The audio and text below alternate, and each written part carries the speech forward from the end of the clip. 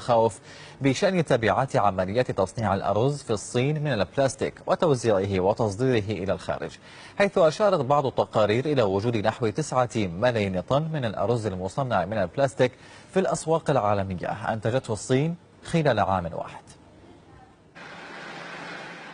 في مكان ما في الخفاء ينتج هذا العامل مئات الكيلوغرامات من الأرز يوميا. نعم، لم يكن خطأ طباعيا ما أوردناه، بل كارثة ولعنة حقيقية مستمرة.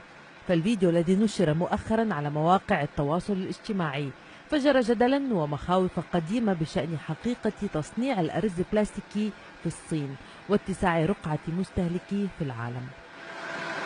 في عام 2011 كشف للمرة الأولى عن وجود مثل هذا النوع من الأرز في العالم، أرز يروج له على اعتباره أرز من النوع البسمتي أو غيره، إنما بسعر منافس يغري شريحة واسعة على شرائه، إلا أنه كما قالت تقارير إعلامية صينية حينها ليس سوى أكياس بلاستيكية ممزوجة بقليل من رائحة الأرز والبطاطا الحلوى والكثير من المواد الصمغية السامة. أول فضيحة للأرز البلاستيكي شهدتها الصين إذن. كشفت خيوطها ربات المنازل اللواتي استغربن تحولات حبات الأرز عند سلقها بشكل يختلف عن الأرز الطبيعي.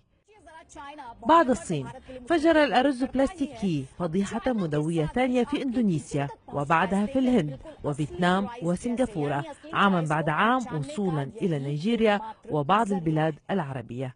وعلى واقع ما نشر وينشر سارعت الجهات المسؤولة في الدول المعنية لفرض إجراءات رقابية صحية مشددة على الأرز وموزعيه، خطوات احترازية وعقابية قد لا تهدئ دوامة القلق والمخاوف الشعبية بناء على ما ينشر سريعا، حيث ينصت كثيرون إلى حقائق أخرى، منها ما نشرته تقارير إعلامية مؤخرا تحدثت عن أكثر من 9 ملايين طن من الأرز البلاستيكي تم إنتاجها وطرحها في الأسواق خلال عام واحد. حلقة مفزعة واحدة تستكمل عمليا السلسلة الطويلة لجريمة الغذاء المغشوش المنتشرة في العالم الحديث. تبرز في كل فترة حلقة واحدة منها لتخبو من جديد، من لحوم كلاب وحمير وحيوانات نافقة إلى بيض مصنع وخضروات مصنعة، وصولا إلى حليب الأطفال المدعم بمواد سامة بدل الفيتامينات. الفضيحة الأخيرة طالت قبل 6 سنوات مع عاملة تصنيع حليب صينية وذهب ضحيتها مئات الأطفال الرضع. قضايا تثار ثم تختفي، وتبقى كثير من الأسئلة دون أجوبة، وملفات تحقيق تطوى، وتبقى الكلمة لتجار الموت الذين يحدوهم الجشع لكسب المال ولو على حساب قوت وأرواح البشر. تتابعونا في الرياضة بعد قليل.